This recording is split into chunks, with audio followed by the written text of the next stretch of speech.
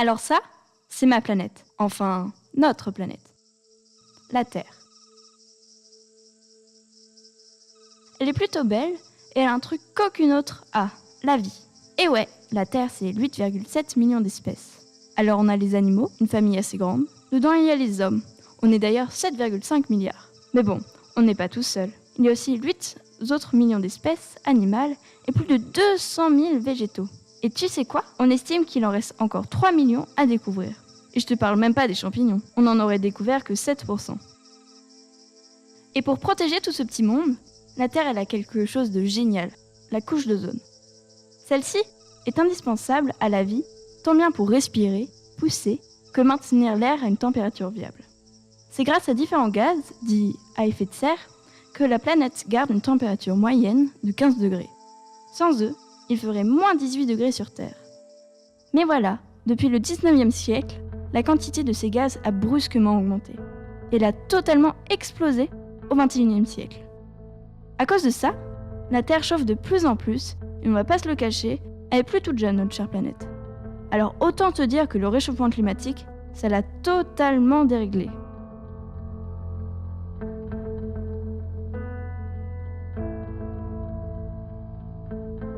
Entre les glaciers qui fondent, la montée des eaux par là, la sécheresse par-ci, et des cyclones, tempêtes et séismes tous les 2 mois, on peut affirmer une chose, la Terre, il faut pas la brusquer.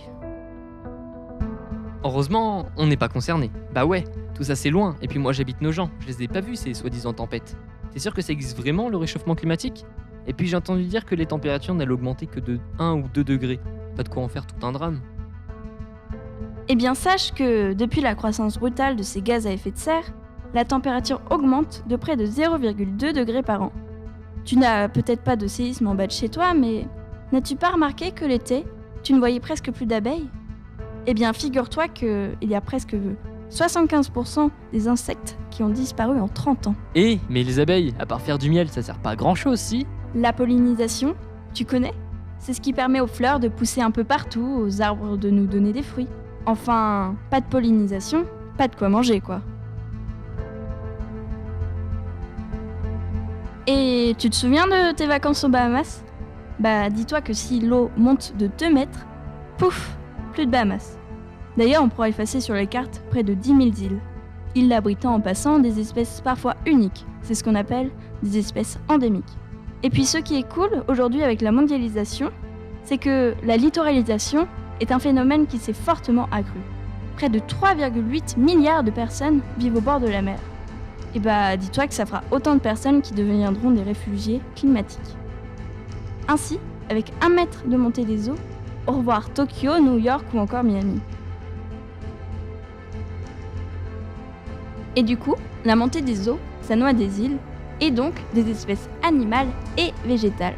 Donc en gros, ça tue la diversité. Et en plus de tuer des ours polaires, la fonte des glaces libère aussi de nombreux gaz à effet de serre. Et puis on peut aussi parler du dérèglement des saisons. Je ne te cacherai pas que ça impacte sacrément nos rendements. On est de plus en plus sur Terre et on a de moins en moins de ressources pour nourrir tout le monde. Donc en plus de perdre des animaux, des plantes, des îles, des forêts, des glaciers, on va tout simplement vers une extinction de l'homme. Ok, il y a peut-être un réchauffement climatique. Mais bon, tu vas pas me dire que tout ça c'est de la faute de l'homme. Et puis, c'est connu de tous, c'est pas la première fois que la planète change le climat.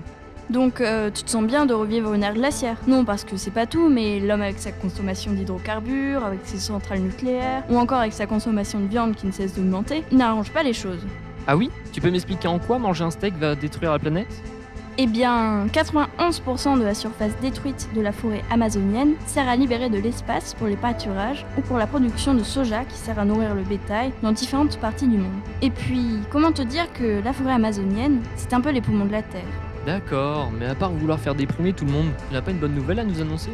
Eh bien, il existe plein de solutions pour lutter contre le réchauffement climatique. Mais pour pouvoir avoir un vrai impact, il faut prendre des mesures maintenant et drastiques. Mais bon, je vais pas te le cacher, avant de vouloir changer le monde, pense déjà à faire des petits gestes au quotidien qui sont mine de rien pas anodins. Bah oui, pense à prendre un sac quand tu vas faire des courses au lieu de toujours en racheter un, ou tout simplement ne jette rien dans la nature.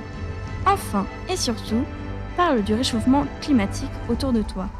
Plus ton entourage fera attention à son environnement, et plus celui-ci se portera mieux.